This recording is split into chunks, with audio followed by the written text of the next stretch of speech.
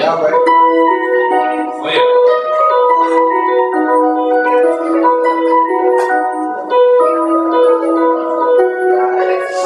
Making my way downtown, walking fast, faces pass and I'm home now. Boy, they pretend like they ain't know this song. They know this song. Blankly ahead, making my way through the crowd. Nobody singing. And I need you, and I miss you, and now I wonder if I could fall into the sky. Do you think time would pass me by? 'Cause you know I walk 1,000 miles if I could just see you tonight. Everyone's singing this. Everyone knows this song. Always that's Everyone why likes that part right I there. love you. I wonder if you'll ever think of me. 'Cause everything's so wrong and I don't belong, living in your precious memory.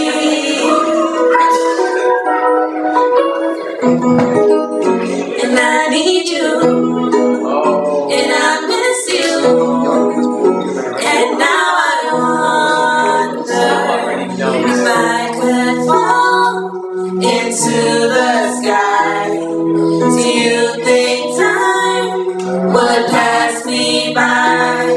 'Cause you know I'd walk 1,000 miles if I could just see you. Listen, sing along. If I could just hold You don't know this song, you. play it. You know this If song. I could just see you tonight.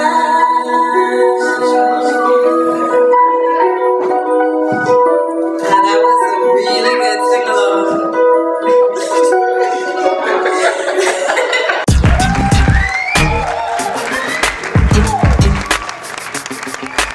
Is about you, not you, but you. I sincerely believe that God placed enough optimism in you to supply an entire nation. You decreased the gravity of 20-ton situations tenfold by simply smiling, as though with the rising of your cheeks 10 million people stand to their feet within the cracks of your lips, arms folded, hands clasped tightly together, praying to the gods of every culture in unison for hope. I just hope you know how special you are.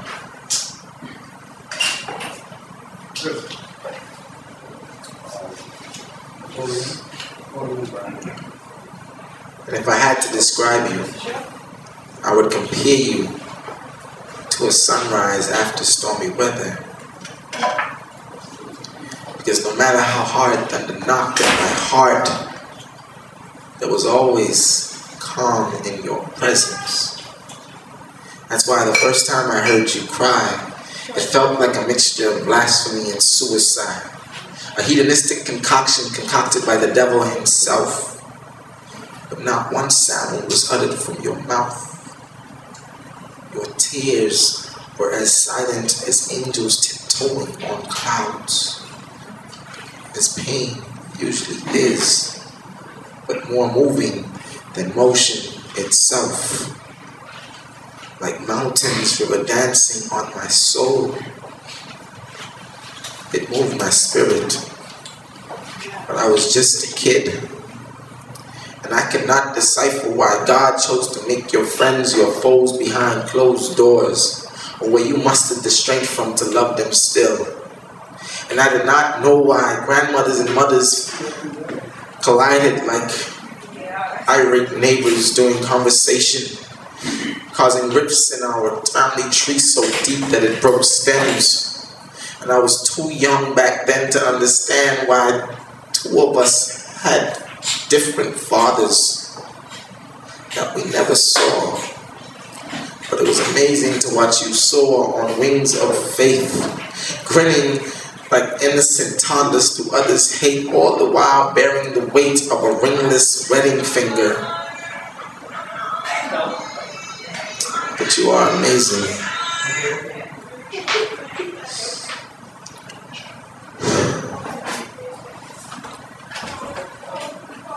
That there are better men out there than the four that left your womb with precious mementos of their small time in it. Like rainbows after tsunamis, no matter the devastation, there is life left in their wake. See, he makes no mistakes, so make no mistake that to prove this, he gave you 4 sons for their treason on your emotions. Each one life sentenced the thoughts of them, imprisoned inside prisons outside your mind. So pay them no mind, for the wages of sin will be enough to feed them in the end. In the end, you were all we ever needed anyway. Because you are amazing. You taught men to be men as a mother. You fought hatred with kindness as a friend. You scaled the walls of depression with no soulmate to hold your hands. No helpmeet to help you meet the needs of your 4 sons for season after season. You bore the burden of solitude, seeking refuge only in your fervent prayers to the Almighty, whom I felt at times plagued you mightily with legions of demons like lesions on your aura, but like Job, you never gave up. You got up time and time again. And as your son, I am truly grateful. Without you, I would not be able to write this poem about you and how amazing you are. You decrease the gravity of 20-ton situations tenfold by simply smiling. As though with the rising of your cheeks, 10 million people stand to their feet within the cracks of your lips, arms folded, hands clasped tightly together, praying to the gods of every culture in unison for hope. I just hope you know how amazing you are to me. I love you. To my mom.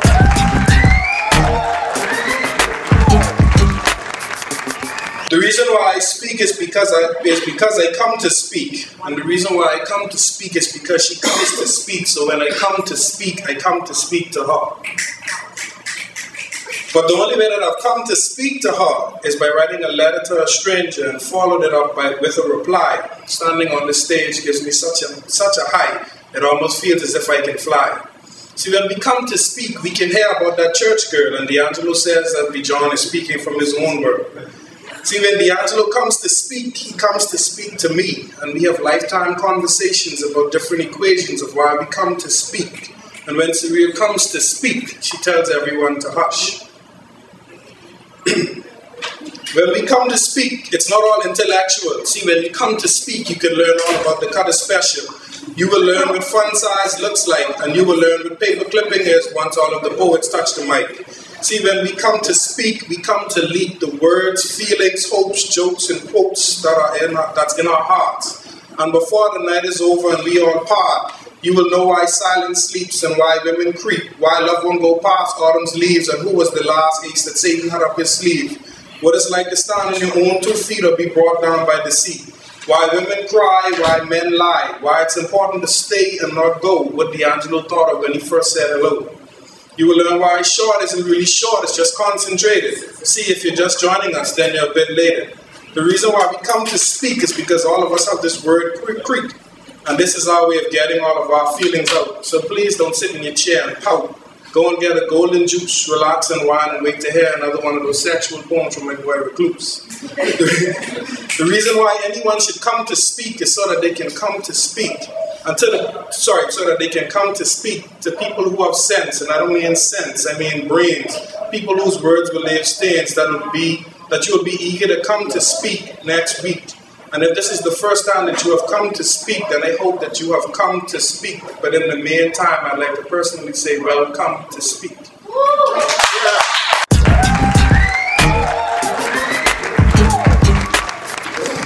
You took me to the 5 pillars of the earth, and it was marvelous there.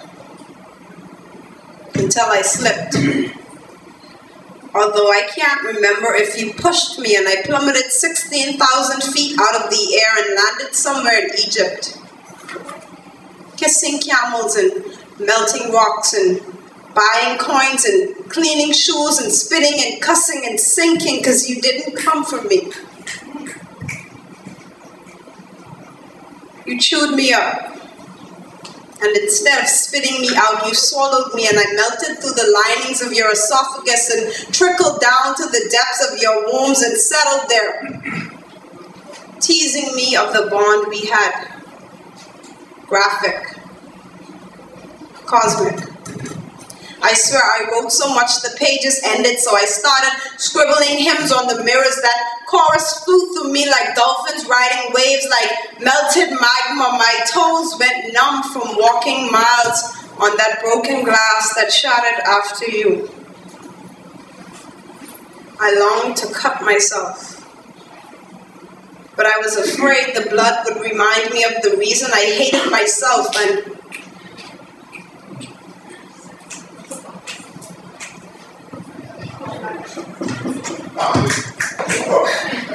I was afraid the blood would remind me of the reason I hated myself. I loved every angle of you, without reason. And I hated closing my eyes because I'd see you smiling, beaming. And it stopped my heartbeat. I felt chaos in my veins. So I sat silent, seeking serenity, sipping sins, selling silence, sowing solitude in hopes that image of you would cease. But it never did. It never could. So I lie awake with my eyes bloodshot red, holding fast on memories that were never dead. I buried our skeletons in the desert in Egypt and left them there along with love and pain and sorrow and every other emotion that made me weak.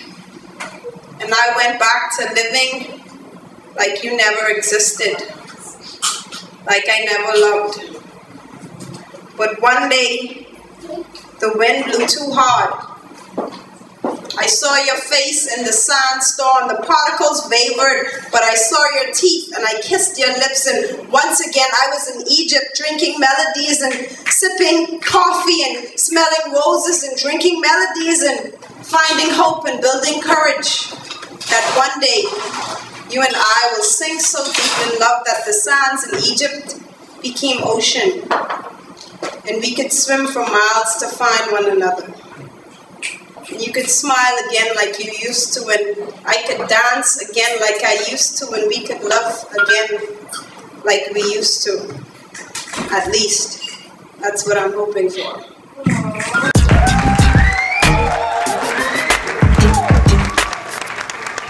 I'll be someone. Just wait and see. You don't have to believe in me. I have that will to overcome, and one day I will be someone.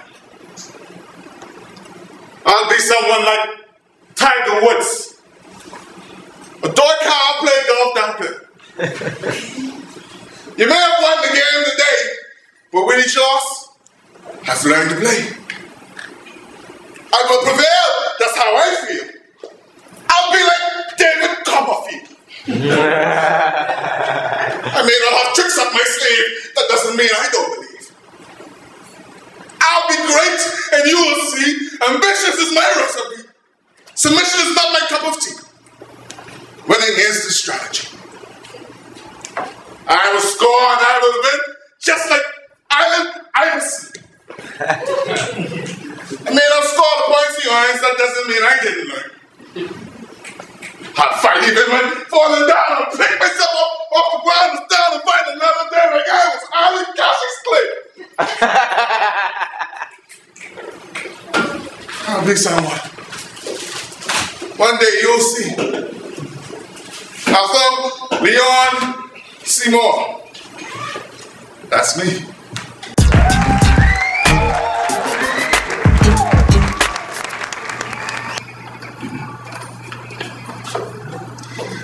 They say idle hands are the devil's workshop, right?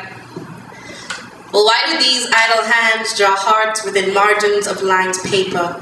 Why do dirty words stem from a hidden lust for purity? See, these thoughts in my head would come out to sound like alcohol-stained gibberish if I allowed them to take passage through brainwaves, past optic nerves, around nasal passages, sloshed between amylase and vodka onto heavy tongue, and emit linguistically painted words just to explain to your listening ears why idle hands draw hearts.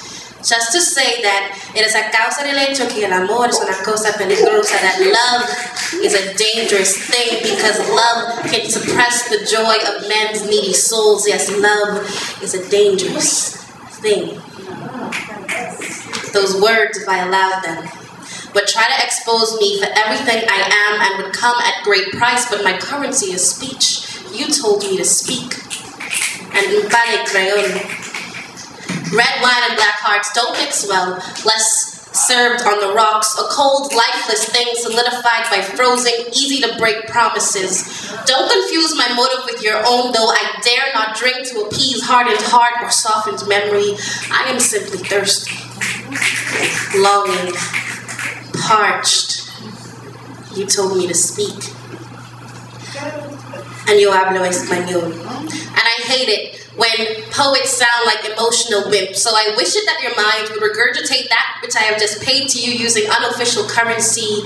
You told me to speak, me dijo hablar, and I may as well inform you of how a Microsoft Word right-click over the word creature would produce as synonym the word woman. I guess some women must have forgotten that these days. They walk around with heads pointed towards skyscrapers, heels higher than Erykah Badu, trying to bring poets down below ground level where they keep silent screams and unlived dreams. He told me to speak, so understand this, creature. Mine milkshake bringeth all the young lads to the forefront of mine parcel, and damn it to the correctness, it precedes thine own, and puta, high heels break ankles and damage spines, and someone should have told you in whatever language you speak that keeping your noses that high only allows the people you bring low to see your boogers and untweezed hairs. You told me to speak and je parle français, and I told you that these words would try to expose me for everything that I am, would kiss me on tear-drenched cheek before handing me over to your arresting ears for just 30 pieces of my currency that is speech.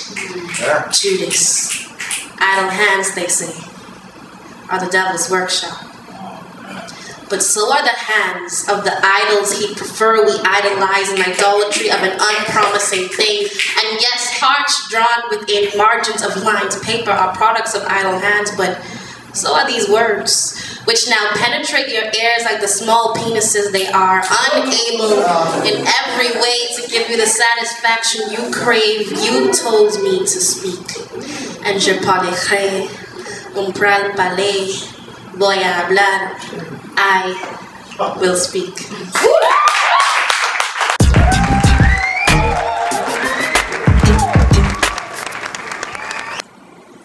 I'm in love with music, man.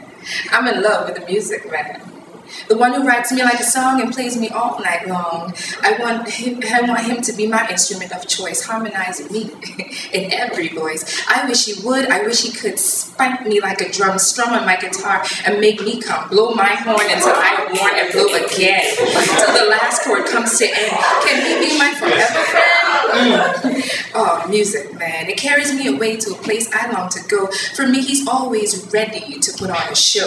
I can see him dancing for me, making me smile, tickling my ivories. Ooh, child. I'm in love with music, man. I'm in love with the music, man.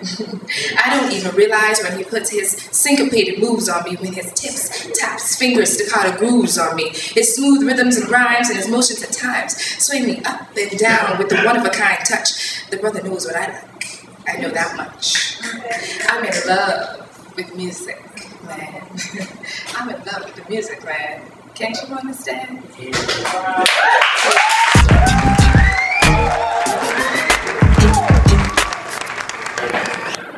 It was day 26 on my calendar since you've been gone. And I'm not talking about Kelly Clarkson, since you've been gone, I can breathe for the first time. I'm talking about day 26 since you've been gone. I just can't seem to get by the fact that you told me get and buy, and by the way, that broke my heart up to 26 points. Which had me puzzled as to why you would shoot the moon and leave me in darkness. But it all made sense, seeming that you was my queen of spades who took my heart, and I should have known because you always managed to have a ace up your sleeve. See, although I was your king and you was my queen, I was simply a jack who managed to break 10 commandments, didn't abide by not with the spirit. I managed 8, 7 deadly sins, hard like a 6, I was about to lose in a 5. For what reasons, I don't know. I need 3 fingers to hold the gun, 2 to keep it steady, and 1 to pull the trigger.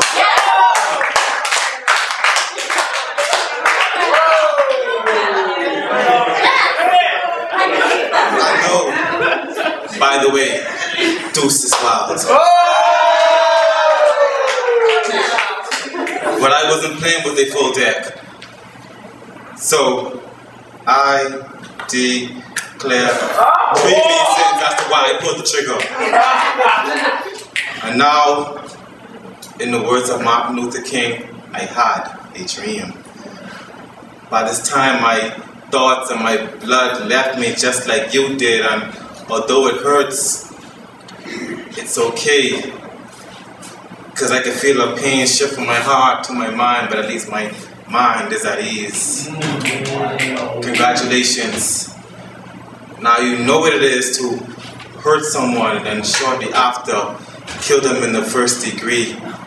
But for the record, I hope you see how a heart can break in 52 pieces.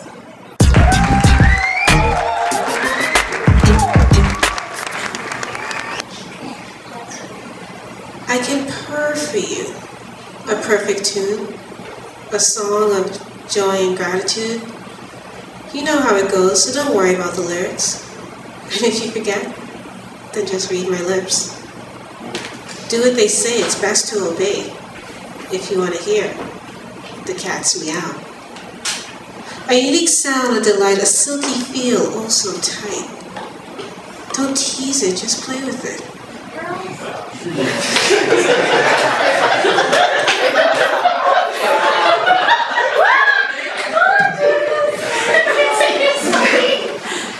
Don't.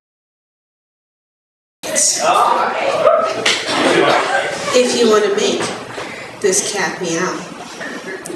Get your fill, don't be shy. Eat me so good it just might cry out your name. Don't stop there. I want to reach the top. Wasn't that your aim? To taste this cat's meow? I can be the best thing you ever tasted, the best drink to get you wasted, the best meal you ever had. Leave an open tab in case you want to come back to hear the cat's meow.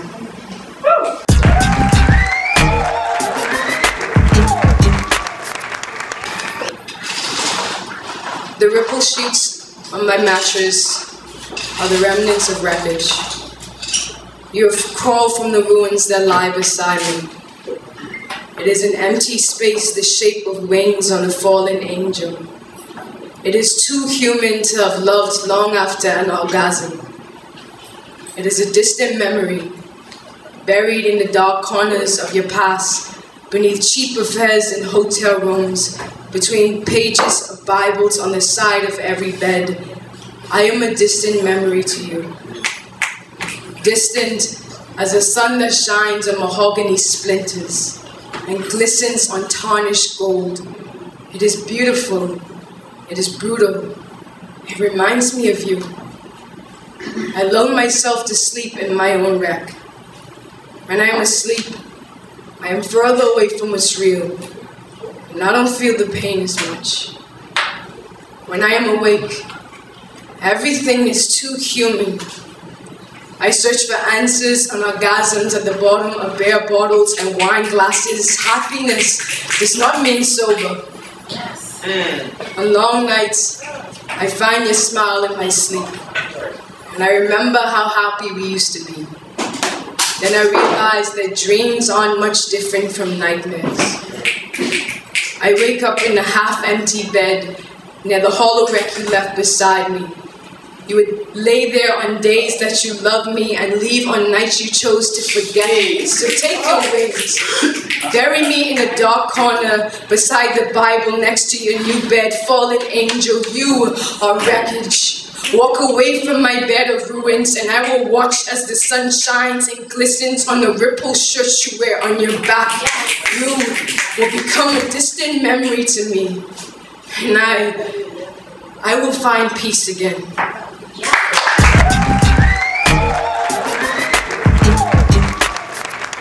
You know, I never thought we'd end up like a Lil Wayne song. Repetitive. And as of late, our arguments have been getting more intense, competitive. And I really wish that you would just relax a bit. Sedative. And I feel like I'm becoming allergic to this cycle. Benadryl. But Benadryl can't help me like you keep yelling at me. You can't fix me. But I broke you. So how could you tell me that no matter how many PhDs we've achieved in our chemistry, I still can't fix this? When all I wanted to be was your antihistamine for my shampoo to act like vapor rub, so as I lay my chest, it clears your head. To alleviate the pain like codeine. Needless to say, happy days make hasty retreats to the recesses of your memories, and instead, tears flow like runny noses despite all the therapy.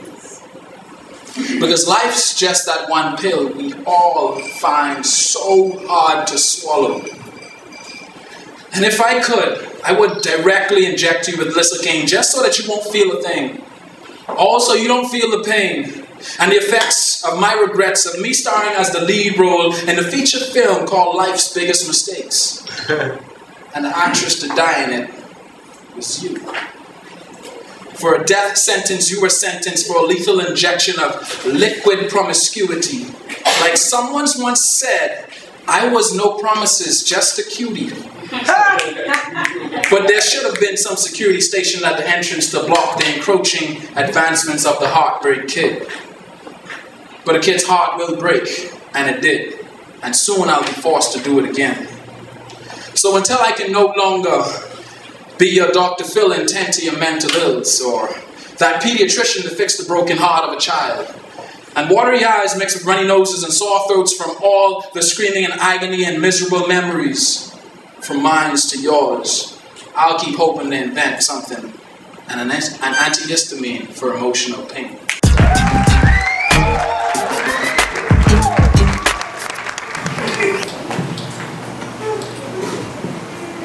Wow. It's a beautiful audience tonight. Light my eyes, I can't see nothing. How's it a beautiful audience if you can't see nothing? Story of my life. I just want to say, a lot of you may not know me. Alright. Not really, none of y'all know me. Except for the two girls in here. Hey. Hey. But I just want to say that you guys have been like an inspiration to me. This is my second time here, and you know, it's awesome. You come into the door and you start hearing all the talent that I don't have, and these guys are walking around like superheroes. You listen to them and you listen to the names. Surreal. The lyricist. Recluse. Uncle Sarah. What in the world? Like Kofi. No, not like Kofi.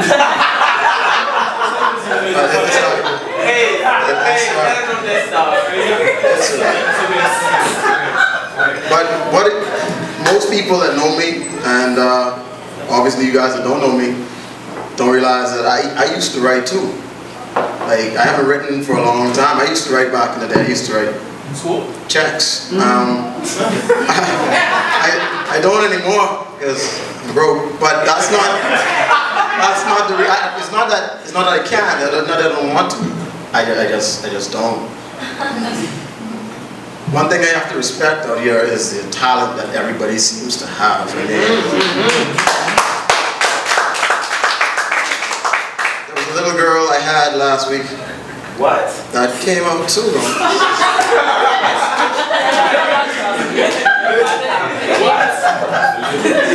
There was a young lady here last week that was about 4'9".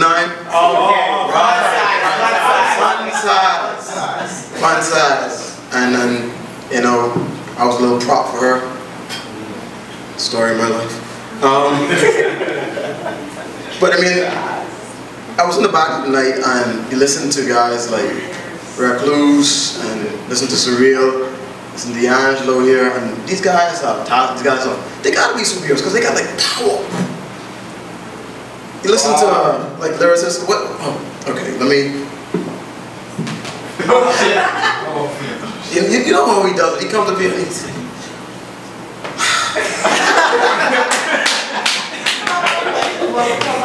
and then he gets off. He pulls it out of you. He pulls it like you don't want to go there with him, but he does. He starts like everything that turns him like he tries to make you cry. He's like he's got that voice that's right above that lip tremble. And you know he pulls you there with him. Because he comes here and he's like, this piece, I did this piece, and I hope that when I'm through with this piece will have done you.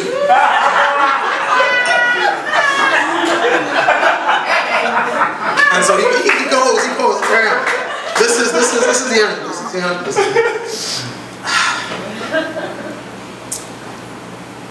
I sit here and realize, as I look into your eyes, I see the fire that drives us.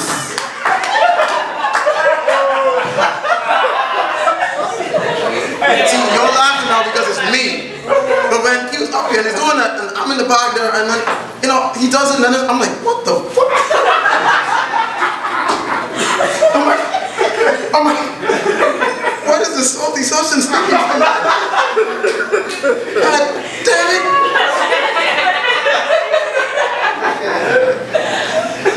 He did it again. The fucker. Yeah, I'm supposed to be a big tough guy in the back, and you're like, me killing and shit.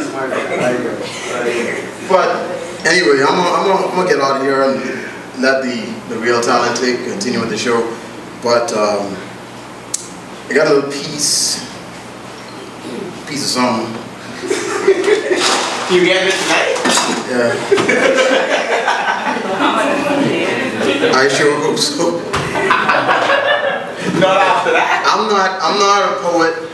I'm not an artist. No, I know I'm not a poet. I'm just a guy that's up here smart enough to know it. And don't mind any sort of flow that through my lips may pass. I'm just a nigga waiting.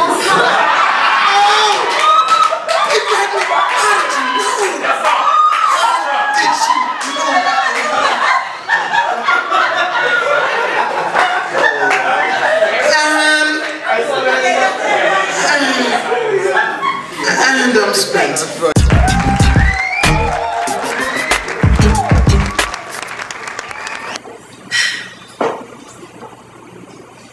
Truth is, I just wanted to fit in.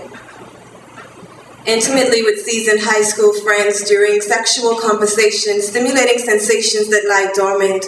Their narrations narrated my life into promiscuous perversion as persuasion grabbed my mental state to stay stagnant to my principle, the cross and the blood. I was covered in the blood, trying not to break the blood without breaking the covenant. In the beginning, as there was Adam tempted by Satan, there was me. 16 and tempted by the virgin slayer, promiscuity. With no promises, just a cutie with a purpose to put mischief on an anointed, virtuous, beautiful woman who was rejected enough to search for love in bathtubs with rose petals, champagne bottles, cash flows, backing it up in the back of all the freshest automobiles, hair salons, and sugar daddies. Sugar-coated in dreams, I was eating right up, trying to figure out how many licks would it take to get from the middle into the top. Bottoms up, I'll drink to that cause my father showed me from I was little that love was walking out on your wife with 4 kids in the heart of the ghetto to pick up another desperate widow as he chased that cash flow to get 15 years for selling that good kush we love to smoke. So, as for me, isolated from my body by a cold blade that sliced through my common sense to break free from the bondage of masculine arms to comfort and take the place of a daddy that left me for what he taught me was love. I remember moving from, I'm not sure I'm ready, cover me, oh God, now, oh my God, could be heard by all the neighbors, damn.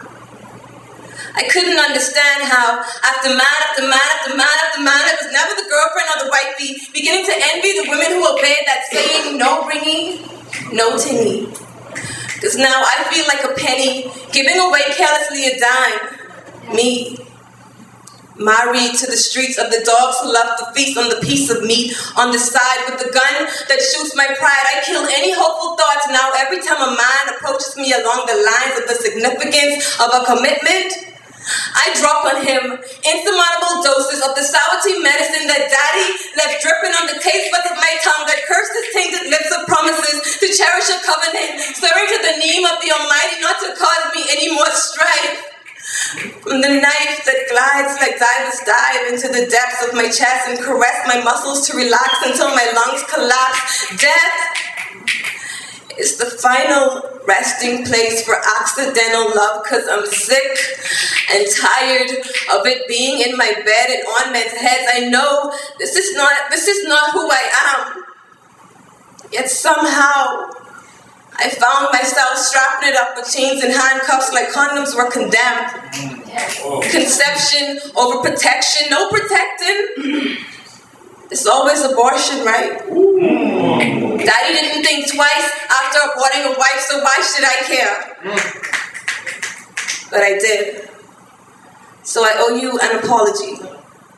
This is to all the ladies' husbands I tucked and hooked on promiscuity. No promises, just a cutie. This is to all the girlfriends, boyfriends I tucked and hooked on promiscuity. No promises, just a cutie. Sorry to all my babies I laid to rest and now rest in peace. I owe you an apology, Daddy, for using you as an excuse to abuse my body to the douchebags, the scum hole to dwell in promiscuity. No promises, just a cutie. I owe you an apology, God, for all the times that I told you I could be a changed man, whore, and adore you for seeing me as I am. Beautiful.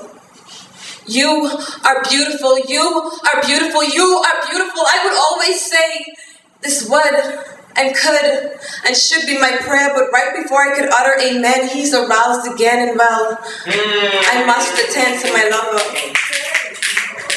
Love her. My heart would cry out to my lover, love her. My body would tell him as he was flexing and caressing with hands of cruel intentions, love her. My heart would pump as he was pumping and pushing, but could not hear not a single one of them. Deaf to my sonic waves, moving like waves and crashing, crushing. Golden commitment, committing to no fairy tale wedding, no ring. Just a summer fling, virtuosity into promiscuity. No promises, just a cutie with a booty. A hit and a run, now wanted to be arrested in a restless body of her. Me. Promiscuity. No promises, just a cutie.